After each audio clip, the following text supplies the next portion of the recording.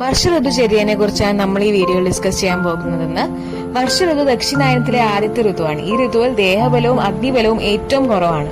വാദം പ്രധാനമായി കോപിച്ചു നിൽക്കുന്ന ഋതുവാണ് വർഷ ഋതു. അതുകൊണ്ട് തന്നെ പലവിധമായിട്ടുള്ള വാദസംബന്ധമായ ബുദ്ധിമുട്ടുകൾ നമുക്ക് ഈ ഋതുവിൽ ഉണ്ടാകുന്നു. ആഹാരം കഴിക്കുമ്പോൾ അഗ്നി കുറവായതുകൊണ്ട് തന്നെ ലഘുവായിട്ടുള്ള ആഹാരം ചൂടോടെ കഴിക്കുക. തിളപ്പിച്ച വെള്ളം മാത്രം ഉപയോഗിക്കുക. ഹണി ഡയറ്റിൽ ഇൻക്ലൂഡ് ചെയ്യാൻ ശ്രമിക്കുക. ഈ സീസണിൽ ഉണ്ടാവുന്ന എല്ലാ വെജിറ്റബിൾസും ഫ്രൂട്ട്സും നമുക്ക് കഴിക്കാം.